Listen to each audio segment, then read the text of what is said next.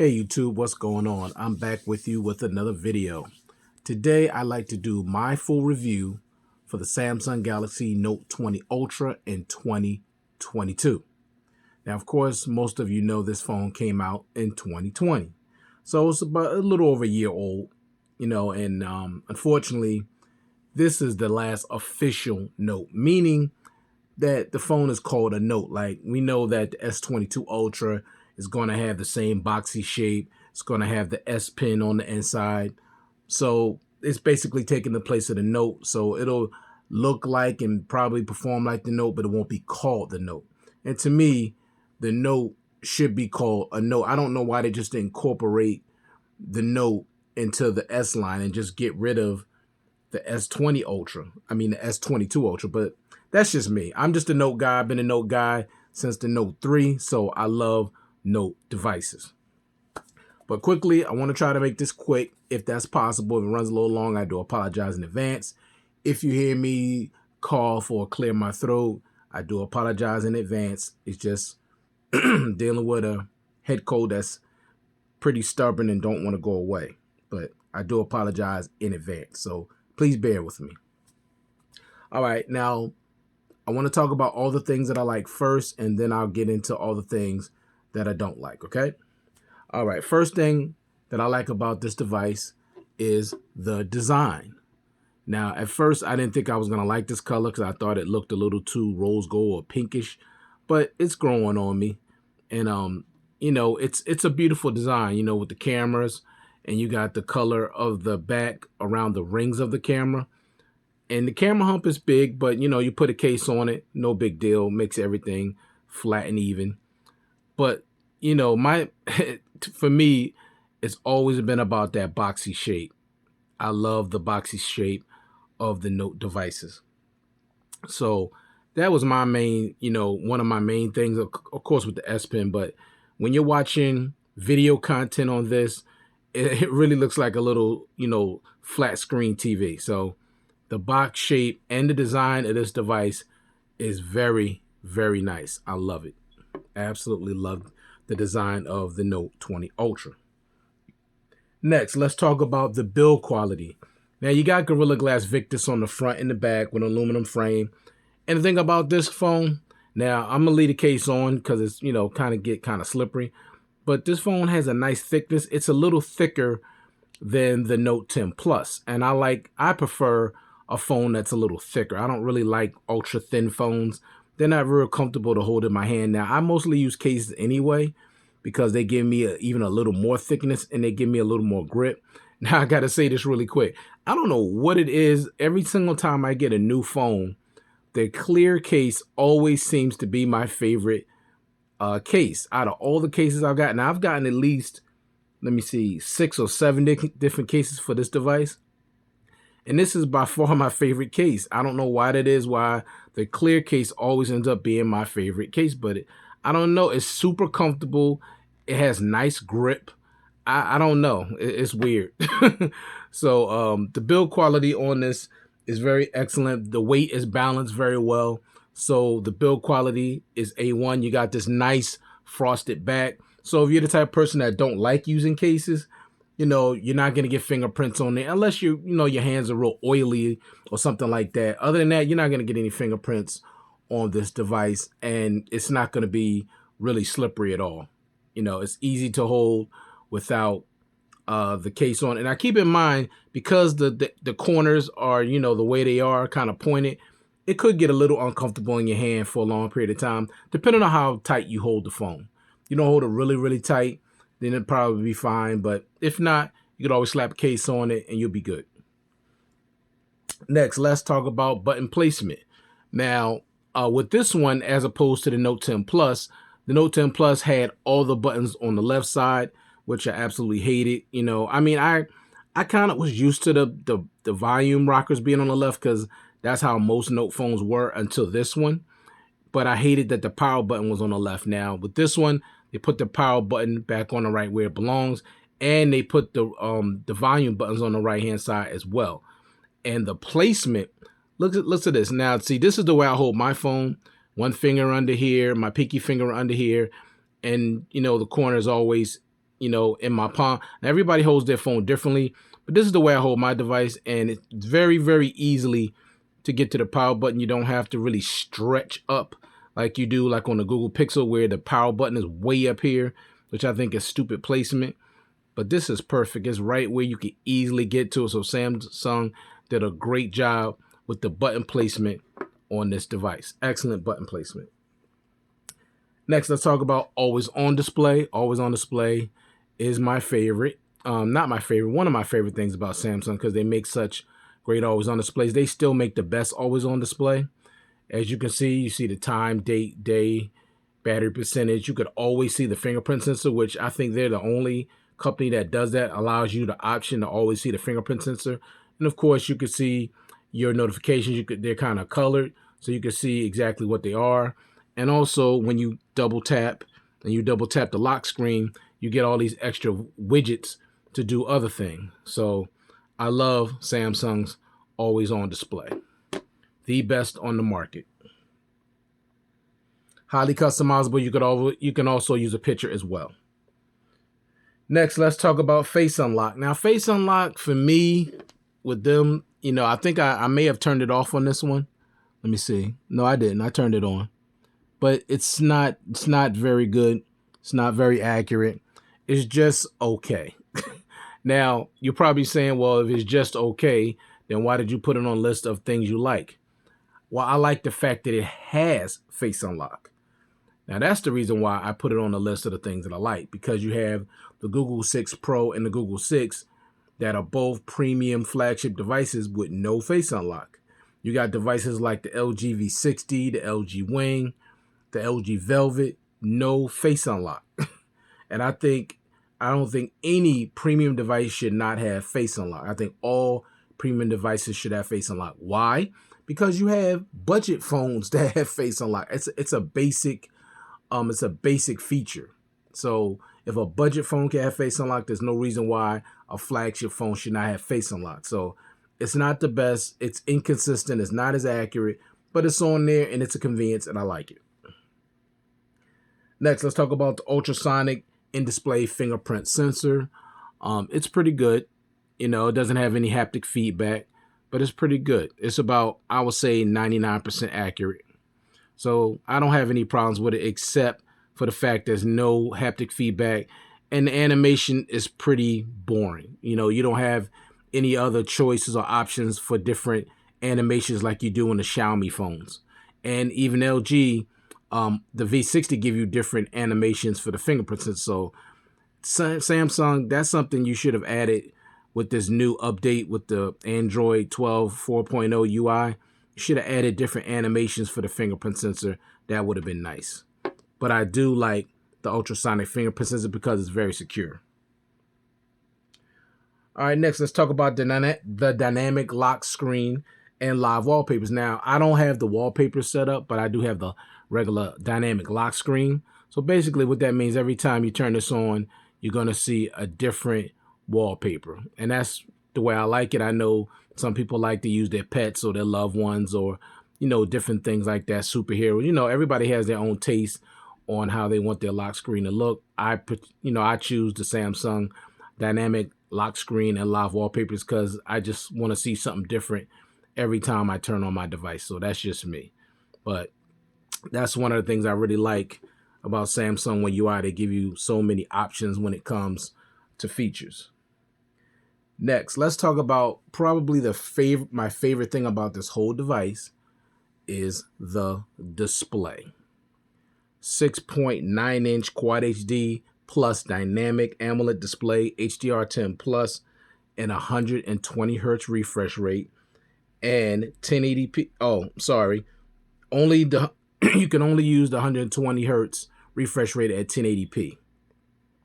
That's probably the only thing disappointing about this display, because I want to use the 120 hertz, so I'm not going to ever use Quad HD on this device because I want the smoothness. I want the speed. I want the excuse me. I want the fluidity.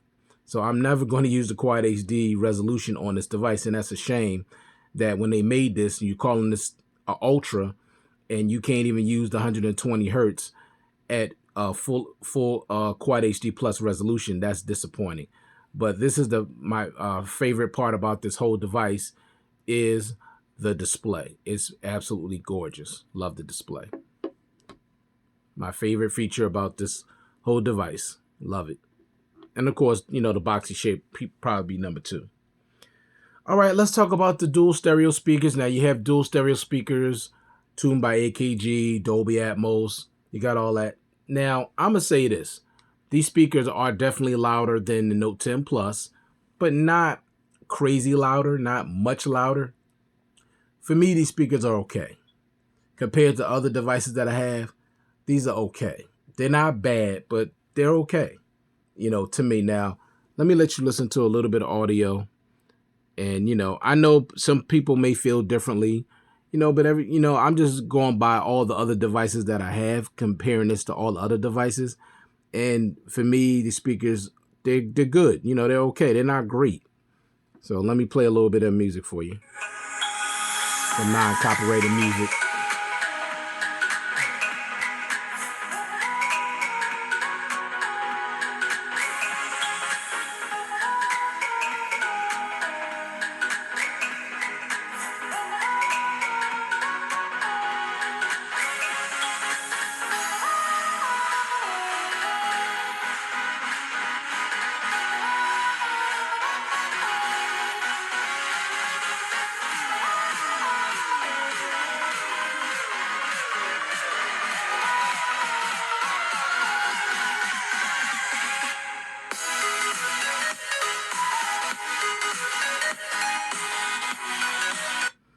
So they're not the loudest nor the best sounding, but they sound good. Okay. And also, I forgot to mention, when you're watching video content on this, you're going to have a great experience. I think I was watching something earlier. I mean, it's great. When you're watching video content, you're going to enjoy the way this looks. I mean, the camera cutout is very, very small. You're barely going to even notice it. But look at this, no bezels, crisp, clear. You're going to enjoy media content on this device, no doubt about it. Not, you're just going to love it. All right? All right. Next thing, let's talk about expandable storage. Now, this is very, very important to a lot of people, not just me. You get expandable storage up to 1 terabyte. Now, that's very important because if this phone has the ability to shoot in 8K, and there's some people that like, even though you don't use 8K, which I think that's overrated because most people don't have 8K panel to play 8K recording on. So I think that's a little overkill, but 4K, a lot of people like to shoot at 4K, either at 30 or 60 frames per second. And there's some people that just like to shoot at 1080p at 30 or 60. Either way, you're going to use, if you only got 128 gigs like this has, you're going to go through that internal storage really quick. So it's nice to know that you can expand the storage. You could put a terabyte SD card in here and you can go crazy, basically. Okay, you can't do that with Samsung's newer devices like the S21 and also the S22 that's coming out that's not going to have any expandable storage. I don't like that. If you're a type of person like me that needs expandable storage, I wouldn't buy their newer devices until they put expandable storage back on their devices. So that's something I definitely like, and that's a must-have for me. I need that. Next, let's talk about performance. Now, you got the Snapdragon 865 Plus, Android 12 now, because I just got this updated this week, and also One UI 4.0. Now, I may do a video on One UI 4.0 and the features at a later date. If you want to see that, just leave a comment down below, and we'll do that. But I do have Android 12 and One UI 4.0, and also Snapdragon 865. I've had no performance issues with this device at all. It's pretty snappy. It's super buttery smooth because of the 120 hertz refresh rate. I do like the new animations that they added on here because of the One UI. So, I mean, I just love it. The way it goes in and out, how fast. You can see how fast and smooth it is. I mean, it's super smooth. So I'm loving this a lot. I know you may not be able to tell how smooth it is by looking on the camera, but trust me when I tell you, this is a fast, smooth, an excellent performing device. So when it comes down to performance, I give it an A plus. Now, it's not the fastest device I have, but definitely when it comes to performance, it's A plus. Next, let's talk about RAM management. Now, the RAM management on this device is A1 too. I give it another A plus because there are some phones out there that have 12 gigs of RAM too, but the RAM management is not as good as Samsung. Samsung has excellent RAM management. A lot of times I'll open up something and I'll leave it open for days and go back to it and it's still open. Like, I can't do that with a whole lot of devices that I have. But the 12 gigs of RAM is the truth when it comes to this device. So when it comes to RAM management, it's excellent. I give it an A plus. Next thing I love about this device is the IP68 water and dust resistance. So you could drop this phone in 5 feet of water for 30 minutes and your phone will be fine. Plus the S Pen is also IP68 water and dust resistance. So when it comes to this, if you need to take this, if you're the type of person that can't be without your device, you got to have it in the kitchen, you know. And when I cook, now I have my phone in the kitchen when I cook also, but it's not near water. I have it, set up on the counter away from water, even though I know it's water resistant, but there's no need to have it near the water. I just don't have a need for that. So I'm never in danger of messing up my phone due to water damage, but there are some people that have it, it depends on how your cabinet in your kitchen is set up. So it's good to know you got that peace of mind and know if you drop this in the sink, if you drop this in the tub or the shower, you don't have to worry about any water damage. So some people want to set up their phone while they're in the shower. They set it up on something in there and, they want to either watch content or they want to listen to their music. You're not going to have a problem with this device. Next, you got Samsung wireless DeX. Now, I did do a little video on that a while ago. I'll put that up right up there at the top. You can check that out at your convenience. But Samsung wireless DeX is great. I love it. You need a Samsung TV. So if you don't have a Samsung TV, it's unfortunate that you won't have the ability to check it out. But it's excellent. You get that laptop experience right from your phone onto the TV, and you can still use your phone to make calls, to surf the net, to do other things while you're using Samsung DeX. So Samsung DeX is a great feature, and I absolutely love it, and I'm glad it's on this device. Next, you got Secure Folder. Now, Secure Folder is great too because you can store pretty much all your apps in there, and your camera is already in there. So if you want to take photos or videos and they're private, you just open up Secure Folder, tap on the camera icon, and just take your videos and photos, and they're already going to be stored in Secure Folder. And you can use either a PIN, password, or your fingerprint sensor to open it. So it's very, very secure. Next, one-handed mode. Now, I love one-handed mode.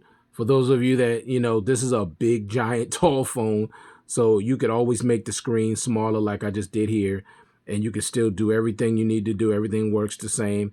If you want to move it from one side to the other, you can do that. Then when you're done, press in the dark area, and it goes back to being normal. So I love one-handed mode. Nobody should be complaining about the phone is too tall, I can't reach, stuff. You can easily do that by one-handed mode. Next is Quick Share. Now, Quick Share is nice because you could transfer data or whatever it is from here right to another phone. I love that. I just started using that recently.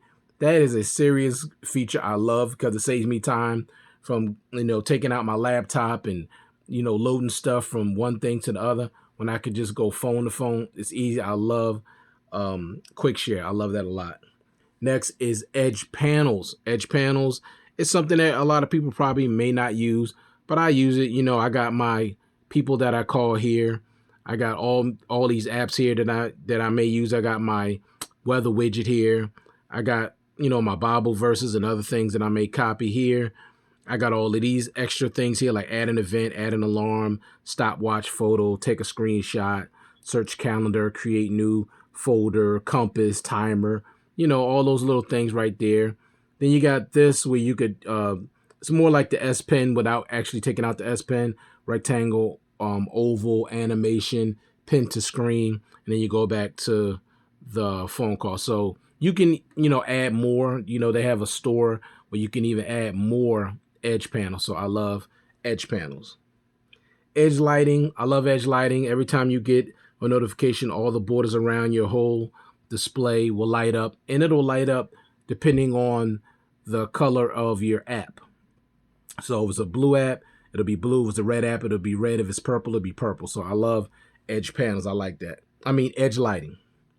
Next, Samsung Pass. Now, Samsung Pass is nice because, it stores it stores like all your information, your name, your password, your address. When you're going on websites that you're familiar with, all you got to do is hit the fingerprint sensor and it'll fill everything in for you without having to type all that stuff over and over and over again. So I love Samsung Pass, and it's very secure. Samsung Pay. I love Samsung Pay. This one still has MST, so you don't lose the MST until you get to the newer, like the S21. They took the MST away. Magnetic Secure Transmission. So you still have the MST on here where you could use this on older credit card terminals. Next, and you got the S Pen. Now, I don't like the placement of this, but you still got the S Pen and all the things that it does. And here's your quick shortcuts to all the things that you could do with the S Pen. And, it's funny. I know a lot of people that have notes and they don't even utilize the S Pen at all. And it's a shame because this S Pen can do so many things. It's a Bluetooth capable. You can use it to navigate all over the phone. You can get it to take pictures with the selfie camera or the rear camera. You could use it to play and pause and also go to another video if you're watching YouTube. It can do so many things. You could sign, copy, and paste. I mean, you could just do a lot of things when it comes to the S Pen. And the S Pen is what makes the Note the Note. All right? So love the S Pen. And the last thing is the cameras. You got that 108 megapixel wide with laser autofocus, 5x optical zoom. Now, it does have 50 times hybrid zoom. So you can zoom in 50 times if you need. Now, I don't need to zoom in something that, that much, not 50, but it's nice that it has the capability to do that. And also, you got dual screen recording for those of you that like to use that. Okay? Now, let me let you check. Now, for me, I think these cameras on this device are great. I'm not going to even lie. They are a little bit better than Note 10 Plus. Of course, Samsung always improve the cameras on their devices every year. These cameras are improved from the Note 10 Plus, and they are great. And you know what makes these cameras so great on this device is that they're consistent. And that's important. With certain phones, you take certain pictures and they look great, and then the next picture looks a little blurry or don't look quite that good. These cameras are consistent. No matter if you're shooting something close, medium, or far away, you're going to get excellent picture quality. Also, the video quality is excellent because you always got super steady video when it comes to Samsung devices. Now, of course, when you go into the settings, you get tons of things in the settings. You got AR Doodle, you got Pro Mode, Panorama, Food, Night, Portrait Video, Pro Video, Super Slow, Slow Motion, Hyperlapse, and Dual Recording. And also, you got Single Take, which takes a bunch of pictures and you pick out which one you like the best. So you're a person that likes to go crazy with the camera and you like a bunch of options and you like to have fun with the camera, you're definitely going to have fun with the cameras on this device. And I'm telling you right now, the video and the photo capabilities of this phone are great. Seriously, or I say excellent. They right up there with any of these new phones that's coming out. And I'm talking about the Pixel 6 Pro. I think these photos are just as good as the iPhone 13 Pro Max. All those phones that are out now, the OnePlus 9 Pro, I think these cameras are just as good as any of those devices, even the S21 Ultra. So take my word for it. Check out these photos and videos for yourself. Now, that's just my opinion. Your opinion may vary. You may feel a lot different than I do. But check out these photos and videos, and y'all let me know down in the comment section what you think.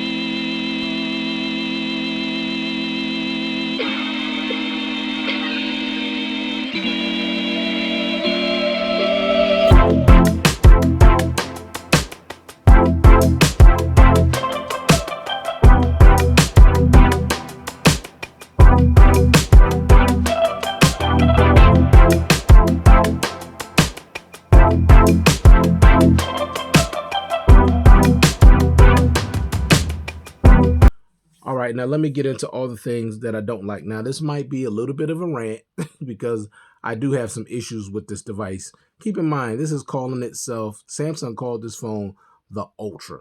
So I'm still trying to figure out what's Ultra about this device. Okay, that's what I'm trying to figure out. First problem, the first thing that I don't like is this phone was definitely and absolutely overpriced when it was released. $1,300? Absolutely not. It was not worth no $1,300, especially with the things that they removed from this device. So the first thing I didn't like is the price. Now, right now, you could probably find it for $850 or even less, depending on how you get it, whether it be open box, whether it be pre-owned, whether it be renewed. I don't know how you're going to refurbish. I don't know how you're going to get it. But depending on how you get it is going to depend on the price, the condition of the device. All right. All right, the next thing I don't like is the repositioning of the S Pen, which I talked about earlier. I don't like that it's over here on the left-hand side. That's super annoying for me because I'm right-handed, and it's always been on the right hand of the device. It's like last year with the Note 10 Plus, or not last year, but the year before, they put the power button on the left, which was stupid placement. Then they made up for it to put it back on the right. Then they turn around and put the S Pen on the left. Like, it seemed like Samsung's always doing something backwards, or they always doing something to upset their Note fans, because this is stupid placement. Now, this is good for people that's left-handed, but for us right-handed people, and there's mostly right-handed people on the planet, this is very poor placement, and I don't like it at all. But you just gotta get used to it. Next, the face unlock. Now, I talked about the face unlock earlier. It's kind of slow and it could be inaccurate at times. So Samsung really needs to work on that to make it better. I don't know if it's better on the S21 Ultra or not, but I know in here it's just like all the other Samsung phones I had previously. The face unlock is just okay. Next, the ultrasonic in-display fingerprint sensor. I talked about this a little bit earlier. No real animations, no haptic feedback. I don't like that. Next, now this really upset me. Only 128 gigs of internal storage on the 865 Plus model. Now, I know with the Exynos, they gave people over in Europe 256 gigs. And from what I'm told, they gave them that because the processor was inferior to that of the Snapdragon 865 Plus.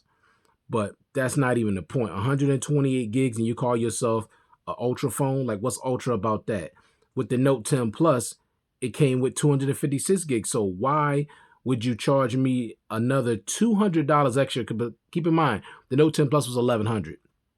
This went up $200, and you took away over 100 and something gigs and gave me 128, which is a joke when this phone has the capability of shooting in 8K.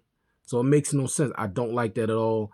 That really makes me mad, and I hate when Samsung do stuff like this. It's just stupid. You come up with the Note 10 Plus with 256 and you drop it down. Like, why would you drop down the internal storage? It makes no sense.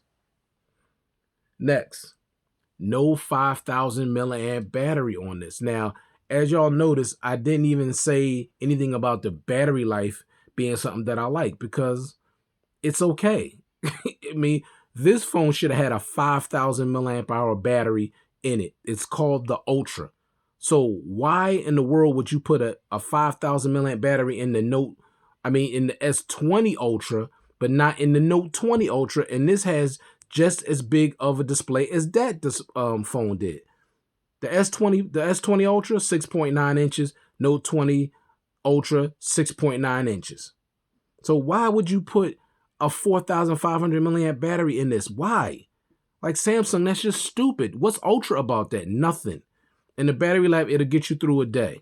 Now, if you're a light user, you might get a day and a half, maybe. But for me, I'm a heavy user, so I'm getting a day. No day and a half, no, a day.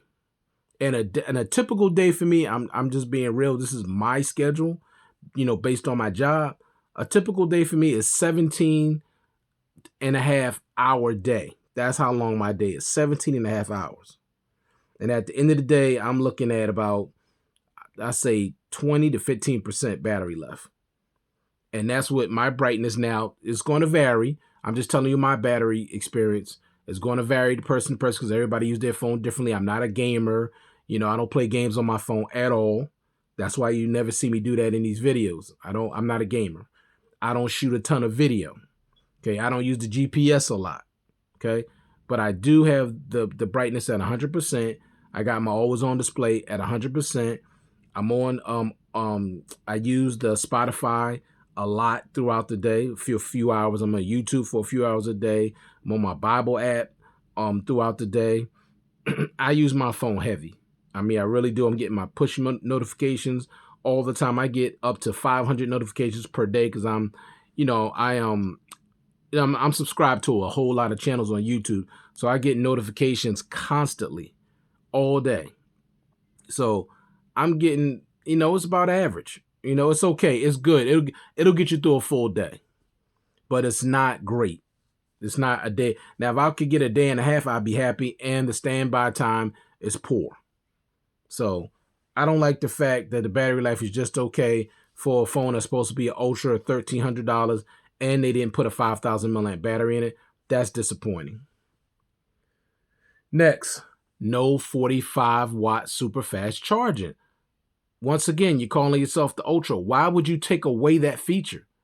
Because I loved it in the Note 10 Plus, and also the S20 Ultra had 45-watt super fast charging. But you take that out and you give us 25-watt charging max. Like, it makes no sense. This is supposed to be called the Ultra, and you charge us the extra $200 for the device, and you wouldn't even give us 45-watt super fast charging. That's disappointing. That's going backwards. That's stupid. And I don't know why Samsung do dumb stuff like that. And I'm going to call them out when they do stupid stuff like this. Next, 15-watt wireless charging. That's whack. I mean, considering how much faster, wireless charging is now, even when this came out, the OnePlus was giving you 30-watt warp wireless charging. This is, once again, this is supposed to be an Ultra phone. Ultra. 15-watt wireless charging is a joke. To take almost 3 hours to charge this phone fully from 0 to 100 is a joke. $1,300, 15-watt? No, that's unacceptable. I don't like that at all. And no improvement from the Note 10 Plus. So I'm trying to understand what were we paying extra $200 for? Just the cameras? I don't think so. Next, very slow reverse wireless charging, meaning power share. The Note 10 Plus had 9-watt reverse wireless charging, and they took it all the way down to 4.5. Why? Makes no sense. Once again, this is supposed to be an Ultra device. I'm still trying to figure out, y'all, what is Ultra about this device? There's nothing Ultra about this device. Nothing. Next, no headphone jack. Now, I'm like Flossie Carter. I prefer a device with a headphone jack. Now, I don't care whoever out there say you don't need it. That's played out. Mostly, companies are removing it. They're not removing it from budget and mid-range devices. They're just removing it from flagship devices. The ones that cost you the most money, they keep taking away features. Now, there was absolutely nothing wrong with having a headphone jack. I like having an option, and the wired connection sounds better than Bluetooth for me. So I don't like that it doesn't have a headphone jack. I don't like that at all. Next, you get no case in the box. No case in the box. Don't like that either. And you get no IR blaster. $1,300. You basically just got a charger in the box. Now, if I'm not mistaken, I'm not sure if this one got headphones or not. I'm not sure. I don't think it did. I think this is the one that they took the headphones out of the box. So if that's true. Now, I got this refurbished, so it didn't come with headphones. But I believe headphones did not come with the original box. I don't like that either, because $1,300 and you can't get one case and a set of headphones and no dongle. It's ridiculous. And the IR blaster is something Samsung used to implement on their phones. I know they haven't had one in years, but still, $1,300. That's not hard to put something like that on there. Don't take up no space at the top of the device. So don't like that either. Now, let me say this. I really like this device a lot because it's a Note. It's huge. I love how big it is. The boxy, square, wide, thick. I love the frosted back. The performance is great. The cameras are great, but the battery is just okay. The speakers, they're good, but they're not great. So like there's nothing ultra. Now, if you have the Note 10 Plus, for those of you that are thinking about upgrading maybe from the Note 10 Plus to this, I say save your money, don't do it. Or just save your money, don't even do it. It's not worth it. You're only getting a smaller punch hole camera. You're getting a slightly larger battery. You're getting slightly improved cameras. You're getting a frosted back if you get this color, because keep in mind, the other colors that they offer don't have a frosted back, which is another thing that's pretty stupid. If you don't like the S Pen being on the left, you're not going to want this device. Okay, the speakers are slightly louder, slightly. I mean, you got the power button on the right. That's pretty much it. And you're getting a newer processor. Okay, that's it. That's pretty much it. So, is it worth upgrading from the Note 10 Plus to this? I say absolutely not. Now, if you're coming from the Note 8 or older, I would say yes. Now, you notice I didn't say Note 9 because there's so many people that don't really believe that this is a nice upgrade from the Note 9, because you're losing so many things. You're using the heart rate monitor, which I used. You're losing the iris sensor. Okay, you're losing that. You're losing the LED notification sensor. You're losing the headphone jack. And these four things right here are really important to some people. Now, they were important to me too, but not to the point where I feel like I couldn't upgrade, because the display on here is so much better. The cameras are so much better, but it just depends on the person. The charging speeds on the battery is faster than, the Note 9, along with wireless charging. You got power share, even though a lot of people may think power share is a gimmick. It's not. But anything's a gimmick if you don't use it. So, but for me, Note 9, people may not feel like it's an upgrade from the Note 9 to this, but keep in mind, you're not getting any more software upgrades on the Note 9. You're not getting any more optimization. You're not getting no Android updates. You're not getting anything. And I believe sometime this year, you're not going to get any more security updates. So you can still get it if you want, if you don't care about those things. But I would say get the Note 10 Plus. If you're going to, leave the Note 9, I would say get the Note 10 Plus, not the Note 20 Ultra, because for me, it's not worth it, and it's really not an Ultra, honestly. Now, this is an Ultra phone, and I'll be doing a review on this soon.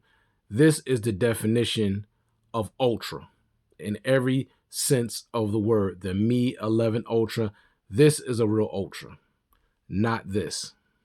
This is just an upgraded Note. It's not. There's nothing ultra about this device except for it's just a little bit bigger than the Note 10 Plus. So thank you very much for taking the time to view this content. I do appreciate it. Hope everybody out there is doing well and staying safe. And this was my full review of the Samsung Galaxy Note 20 Ultra in 2022. Y'all take care and peace.